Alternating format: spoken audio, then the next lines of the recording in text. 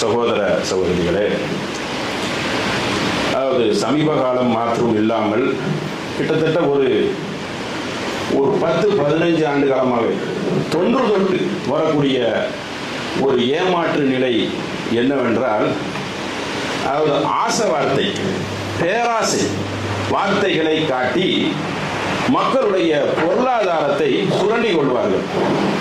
உதாரணத்துக்கு ஒரு இதை சொல்றேன். நிறைய தொழில் இருக்கு, நிறைய பேர் அறிந்து வைத்திருப்பார்கள், ஏமாந்து இருப்பாங்க. எனக்கு தெரிஞ்சு குடும்பத்தில் ஒருத்தனாவது ஏமாந்து இருப்பாங்க. அந்த அளவுக்கு பிரபலியமான ஏமாற்றங்கள் என்னவென்றால், எனக்கு தெரிஞ்சு ஒரு 2010 இது உதயமாயிட்டு போய் பார்க்கவும் போயிருக்கோம். அதாவது உங்கள்கிட்ட அது குறிப்பாக வெளிநாட்டுக்காரங்களை தான் புரி வைப்பாங்க. ஏன்னா அவனுக்கு தான் இந்தியாவில் நடக்கக்கூடிய நிலைமை அங்கே என்னன்னே தெரியாது. அவன் பாட்டில் தினார்களையும் ரியால்களையும் வாங்கி என்ன செய்வான், அனுப்பிச்சுக்கிட்டே இருப்பான். நல்ல வளமாகவும் நாக்கு பலத்தோட நல்ல நம்பிக்கை ஊட்டுற மாதிரி பேசிட்டேன்னு சொன்னா அவன் விழுந்துருவான்.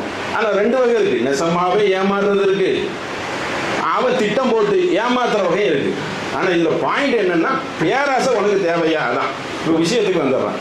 இப்போ இந்த பணம் வைத்திருக்கக்கூடியவர்கள் 10 லட்சம் 20 லட்சம் நிறைய பணம் சேமித்து வைத்திருப்பார்கள். வச்சோம்னா இவங்களை பிடித்து நீங்கள் ஒரு 10 லட்சம் கொடுங்க, உங்களுக்கு மாதம் லட்சத்துக்கு 2000, 5000, 10,000லாம் இருக்குது. இதில் 10,000ங்கிறது ஒரு பிஸ்னஸ். 10,000 எப்படிங்க தர முடியும் அப்படிங்கிறது ஒருத்தன் என்ன தெரியுமா செய்வான், அதெல்லாம் பொய்யுங்க, 5000 கொடுப்போம். எங்கள் கம்பெனி நாணயம் ஒருத்தன் 1 கோடி இறங்கி வேணுங்களும் 3000 அப்படின்வோம். ஆக மொத்தம் ஒரு லாப பேசிக் லட்சத்துக்கு ஒரு 10 லட்சம் கொடுத்தோன்னா அதற்கு உண்டான ஒரு 20,000 ஒரு தொகை என்ன சேர்ந்துடும், வீடு தேடி கவரில் வச்சு வந்துடும். அதுபோக ஒரு சுடுகாடு மாதிரி இடம் இருக்கும் பைபாஸில். ஒவ்வொரு மாவட்டம் கன்னியாகுமரியில் ஆரம்பித்து சென்னை வரைக்கும் இருக்கும். இது ஒரு ஏமாற்றம். அந்த இடத்துல அந்த பெட்ரோல் பங்கு பக்கத்தில் நைஸாக ஸ்கூல் கட்டுற மாதிரி பில்டப்லாம் காட்டி இடத்தெல்லாம் காட்டி ஏமாற்றக்கூடாதுல்ல. சுடுகாடு பக்கத்தில் காட்டி இடத்தையாவது கொடுத்துடணும். இடம் ரொம்ப தள்ளுபோன இடம், உள்ளே போய் கொடுத்துருவாங்க. அது எப்படி ஆசை வார்த்தை காட்டுவாங்க என்றால், உங்களுக்கு பணம் கொடுக்குறீங்கள, இந்த பணம் மாதம் தந்துடுவோம், இந்த தொகை நிற்கிதுல, அதுக்கு நீங்கள் இடத்த வாங்கிக்கிறலாம், இல்லைன்னா நாங்கள் தொகையை ரிட்டர்ன் தந்துடுவோம். எப்படி 2 கணக்கு பேசி இது ஒரு ஏமாற்று. இந்த ஏமாத்துல என்ன தெரியுமா செய்யறாங்க, நிறைய பேர் நமக்கு தெரிஞ்ச நண்பர்களே ஏமாந்து 10 மாதம் துட்டை கொடுத்து விட்டு மொத்தத்தில் என்ன செய்வான், அதோட நிறுத்திடுவான். ஒன்று ஆட்டையை போட்டு ஊரை விட்டு ஓடி போன கேஸெல்லாம் இருக்குது. மச்சினம் கொடுத்து மச்சான் ஏமாத்திட்டு போன கதெல்லாம் இருக்கு. மச்சினம் கொடுத்து மச்சான் பல லட்சங்களை மச்சான் தானே கொடுத்து, ஏன்னா கப்பல் பிஸ்னஸ் சொல்லி பழைய கப்பல் வாங்குறேன்னு சொல்லி அவரும் ஏமாற வாய்ப்பு இருக்கு. நான் என்ன கேட்குறேன், ஒரே கேள்வி தான், உனக்கு தேவையா? நீ உழைச்சி சம்பாதிக்கிறல்ல, மாதம் சம்பளம் வருதுல்ல, அந்த துட்டை பிஸ்னஸ்ல போடு. நீயே ஒரு பிஸ்னஸ்ல போட்டு ஒரு வியாபாரி மாதிரி சம்பாதித்துக்கொள். ஏன் உனக்கு காலரில் அழகுப்படாமல் இப்படி ஒரு துட்டு வரணும் ஏன் யோசிக்கிற? சரி, அது ஒரு வியாபாரம் சொன்னால் லாபமும் வரும், கண்டிப்பாக நஷ்டமும் வரும். தொடர்ச்சியாக ஒரே மாதிரி வர்றதுக்கு வாய்ப்பு ரொம்ப கம்மி. வட்டி தொழில் வேணா வரும். அது அப்போ இது என்னது, வட்டி தானே பிக்சடாக பேசுவான். அப்போ இதில் ஒரு வட்டியும் இருக்குது. இதை செய்து தொன்று தொட்டு என்ன செய்கிறாங்க, ஏமாந்த வண்ணங்கள் இருக்குது. மருத்துவத்துறையில ஏமாத்துவாங்க. அந்த மாதிரி ஹெர்பல்னு ஒன்று பேரே சொல்கிறேன், ஆனால் அது எப்படின்னா இருக்குது. என்ன தெரியுமா செய்வாங்க, மருந்தை கொடுத்துக்கிட்டே இருக்கச்சில் உங்களுக்கு மருந்து இருக்குது, அந்த டானிக் மாதிரி ஜூஸ் மாதிரி கொடுப்போம். 1 லட்ச ரூபா நீங்கள் கெட்டுங்க, இதை சாப்பிட்டீங்கன்னா குணம் கிடைச்சிடும். அந்த 1 லட்ச ரூபாய் வாங்குறதுக்கு இப்படி ஒவ்வொரு துறையிலையும், மெழுகுபத்தி துறையை கூட விட்டு வைக்கல, அந்த மிஷினையும் பொருளையும் கொடுப்பான். அது வரைக்கும் அழகாக பேசுவான். அதுக்கப்புறம் என்ன ஆகும், கதை முடிஞ்சு போச்சு. உங்களுக்கு மெழுகுபத்தியில் டிசைன் அது சரியில்லை இது சரியில்லைன்னு சொல்லி அந்த போன ரூபா முடிஞ்சு போச்சு. அது சின்ன அமௌண்ட்டு, மன வைத்தறிச்சல் வராது. பெரிய தொகையை கொடுத்தா லட்சக்கணக்கில். அப்படி இன்னைக்கு சமீபத்தில் யூடியூப்ல பேசக்கூடிய உலமா பெருமக்கள் சில பேர் அவங்களும் ஏமாத்துவாங்க. பல கோடி அள்ளிட்டு போயிட்டாங்க. அதே மாதிரி நகைக்கடை, இப்படி நீங்கள் கொண்டு போய்க்கிறீங்க, நகைக்கடை, பஸ்ஸு, டிராவல்ஸு, தொகையை கொடுங்க, உங்களுக்கு நான் தர்றேன் அப்படிங்கிறத ரொம்ப லாபகமாக தேனி சொட்ட அழகாக பேசின உடனே விழுந்துடுறாங்க. விழுந்தா அந்த பணம் போயிருது, சேர்த்து வச்ச பணம். அவன் தூக்கம் வருமா, எவ்வளோ ரூபா, பல லட்சங்கள் ஏமாந்துருவான். உள்ள தள்ளி அந்த இடத்துக்கு 20 லட்ச ரூபா ஒருத்தே கிடையாது. அதுக்கெல்லாம் 20 லட்ச ரூபாய் ஒரு மளிகை கடையில் போட்டலாம். எவ்வளவோ தொழில் இருக்குது, தொழிலில் போடல, சும்மா வச்சுக்க துட்ட, இல்லைன்னா ஏழை பாலைக்கு வாரி கொடு, அது வராது இல்லை. ஆமாம், அந்த துட்டையும் கொடுக்க மாட்டாங்க. இப்படி ஏமாந்தாலாம் யாரும் கேட்டால் பெரிய படுகொலைங்கிற அறிவாளி. வளர்ந்துட்டு கொட்டை போட்டவரெல்லாம் என்ன செஞ்சுட்டாங்க, ஏமாத்திட்டாங்க. 1 பைசா கொடுக்க மாட்டான், அவ்வளோ சிந்திப்பான். பணத்தாசை உள்ளவங்களும் இந்த பேராசையை ஊட்டினா கூட கொஞ்சம் அந்த பல லட்சங்களை பெருக்கிக் கொள்வதற்கு பொறுத்துன்னு விழுந்துருவான். ஏழை விட மாட்டேன்ல, ஏன்னா அவன்கிட்ட தான் காசே கிடையாது, அவன் எங்கே விட. நம்ம இப்படிப்பட்டவங்களை ஏமாற்றி இருக்கிறார்கள். அப்போ தாடியும் தொப்பியும் அளவுகோல் இல்லை.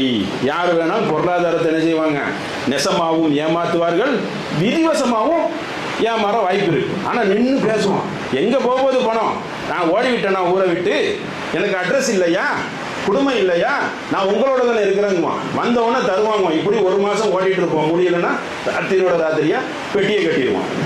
நாம கேட்கக்கூடிய ஒரே அறிவுரை ஒன்று தான், இதே மாதிரி இப்போ இன்னும் வருவாங்க, உங்களுக்கு பொருளாதாரம் இருக்குது, அதற்கு ஜக்காத்தை கொடுத்துருங்க, கொடுத்துட்டு ஒரு வியாபாரத்தில் போடுங்க. ஜக்காத்து கொடுக்குறானா இல்லையாங்கிறது தெரியல, அதை வேற மறந்துடுவான் அந்த பணத்தில். இதில் தொகை கிடைக்கும் சொல்லி கண்மூடித்தனமாக நம்புகிறார்கள். சரி, வியாபாரம் இருக்குதுங்க, லட்சக்கணக்கான வியாபாரங்கள் குவிந்து கிடக்குது, ஏன் அழுக்கப்படாமல் சம்பாதிக்கணும்னு நினைக்கிற? அப்போ இந்த பேராசைக்கு ஏன் மயங்குற? பேராசையான வார்த்தையை ஓட்டுனா மயங்குவியா? இத்தனை ஓடித்தா, இத்தனை லட்சம் இப்படி பிசினஸ்ல போடுறேன்னு சொல்லி அப்படி தேனாக பேசினா விழுந்துடுறானே மனுஷன். பொம்பளையும் விழுந்துடுறான், பொம்பளையும் காரணம். அவன் ஆம்பளை இல்லாத வீட்டில் பொம்பளை அழகாக என்ன செய்துடுறான், அந்த வசுவாசில் அழகாக தள்ளிடுறான். ஏன்னா இவர் வெளிநாட்டில் இருக்கிறாரு, இவன் ஊரில் பேர் வாங்கினவனை தான் பிடிப்பான் ஓரளவுக்கு. அவன் துட்டு வரி பிடிச்சவனா இருப்பான், பல வருஷங்கள் உள்ளுக்குள்ள தேக்கி வச்சிருப்பான். அந்த வெறியெல்லாம் என்ன செய்யறான், மக்கள்கிட்ட அறுவடை சேர்ந்து சம்பாதிச்சுட்டு போயிடுறான். நம்பியவர்கள் எல்லாம் நட்டாத்துல இருக்கிறாங்க. பணம் யாரு தாலிய வேணாலும் அதுக்கு என்ன செய்யலாம், சம்பாதிக்கக்கூடிய மக்கள் அதிகமாக இருக்கிறார்கள். கவனமா இருக்கணும். அப்புறம் இந்த பணத்துக்கு அவனி போலீஸ் ஸ்டேஷன் கூட போக முடியாது, அவனை எழுதி போட்டான் குறிப்பிட்ட லட்சத்துக்கு இந்த பக்கமே வந்துடாது. பல கோடி அடிச்சவனே வெளிநாட்டில் இருக்கிறான், ஓடிலாம் தூக்கிட்டு. அப்படி எப்படி பணத்துக்கு பெரிய சட்டம் வேற இல்லை, அது பல மில்லியன் கோடி அடிக்கணும், பல மக்கள் போய் போலீஸ் ஸ்டேஷனை முட்டுக்கை இடணும். அப்பதான் அவருக்கு சரிதான் இது பாவம் அப்படின்னு நினைப்போம். 10 பேர்லாம் போய் நின்று எடுக்க மாட்டாங்க. எதை வச்சியா கொடுத்த? கேட்க நியாயம் தானே, ப்ரூஃப் என்ன இருக்குது, வீடியோவா எடுக்க முடியும். சரி, வீடியோ ப்ரூஃப் எடுத்தாலும் அது பத்துமா? அப்போ இந்த மாதிரி நிறைய கேள்விகள் ரூபாய்க்கு இருக்கு. கிரிமினல் வழக்கு தான் போலீஸ் தலையிடுவார்கள். இது பொருளாதார சம்பந்தப்பட்டது, சிவில். நீங்க உங்களுக்குள்ள குடிப்பீங்க, ஒரு நாள் வரும் தான் சொல்லுவோம். பிடிக்கக்கூடிய வழக்கு இருக்கு, பல கோடிகள் போனாதான் அது உறுத்தல் வரும். 100 கோடி, இப்போ 98 கோடிங்கிறாங்க சில பேர் இந்த யூடியூபில் பேசக்கூடியவர்கள். இன்னொரு விஷயம், இந்துஜலா பேசுறவங்களை நம்பக்கூடாது. பின்னணி என்ன ஒண்ணுமே இல்லையே, ஜமாத்தே உனக்கு அறிவிச்சிருக்கா அப்படிங்கிறதையும் பார்க்கணும். இண்டிவிஜுவல் நபர்களை குறிப்பா நம்பவே கூடாது. ஜமாத்துக்காரங்க செய்ய மாட்டாங்க, சங்கம் வச்சா ஏமாத்துவான், அப்படி செய்ய மாட்டாங்க. ஏன்னா அவங்க ஜமாத்து அழிஞ்சு போயிடும், அதனால அதுக்கு அவங்க ஒத்துழைப்பு கொடுக்க மாட்டாங்க. நீ தப்பு பண்ணிட்டா மொத்த ஜமாத்து மாட்டிக்கிறீங்க. அப்ப இண்டிவிஜுவல் நபர் தன்னுடைய பேச்சு திறமையை காட்டி பேசக்கூடிய கவனம் செலுத்தணும். உனக்கு எதுக்கு பொருளாதாரம், நீ சம்பாதி, நல்லா தும்பப்பூ மாதிரி தொப்பி இதுவும் போட்டுக்கிட்டா. அப்ப அந்த மாதிரி பேசி என்ன செய்யறாங்க, ஏமாத்துகிறார்கள். ஏமாத்து வலையில் நான் சொன்ன பட்டியல் இருக்கு, ஏகப்பட்ட பட்டியல்கள். அப்படி ஏமாத்துறதுக்குன்னு ரூம் போட்டு யோசிப்பான், இப்படி பேசு, யாரெல்லாம் ஃபில்டர் ஆகுறானோ அவனை மடக்கி உள்ள போடு, யாரெல்லாம் ஃபில்டர் ஆகலையோ அவனை வர கட்டிடு. சாயா காபி பிரியாணிலாம் கொடுப்பான் பேசிட்டு இருக்க, அப்பதான் சுதி ஏறும். அதனால ரொம்ப கவனமாக இருங்கள், சரிங்களா? மண் கசைனா பரைசமின்னா, யார் ஒருவன் மோசடி செய்கிறானோ அவன் நம்மை சார்ந்தவன் இல்லை.